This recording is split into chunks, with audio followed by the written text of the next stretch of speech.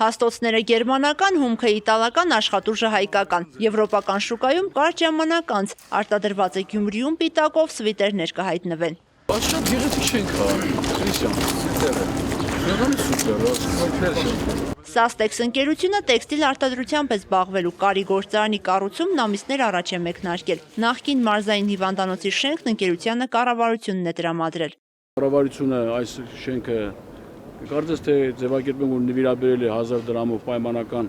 գնով որպեսզի նա ներդրում իրականացնեն եւ այն ներդրումը տեսնում է որ իրականացվում է եւ նման բազմաթիվ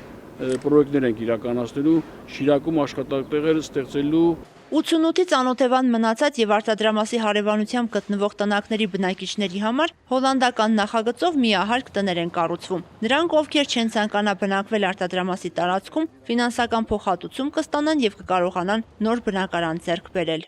Մարդկանց որ հանում ենք այստեղից բնակվելու են այստեղ եւ միևնույն ժամանակ աշխատելու են գործարան։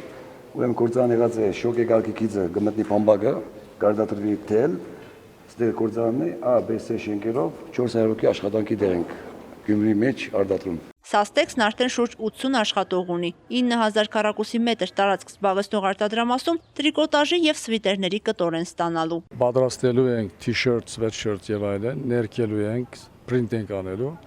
ամբողջ østեր ու գնում է էքսպորտ։ Տարեվերջին Նախուրյանում բնակարանամուտքը տոնի 88-ից անօթևան մնացած 104 ընտանիք։ Վարչապետ Հովիկ Աբրահամյանն այցելեց նաև կառուցվող շենքերի շինհրապարակ։ Կառավարության ղեկավարի վերջին կանգառ Նախուրյանի ջրամբարն էր։ Գյուղացիներն այս տարի ոռոգման խնդրի առաջ չեն կանգնի։ Վերջին 5 տարվա ընթացքում ջրամբարն առաջին անգամ լցվել է ամբողջությամբ։ Նազել Ելբակյան, Խաչատուր Գևորգյան, ժամը լրատվական։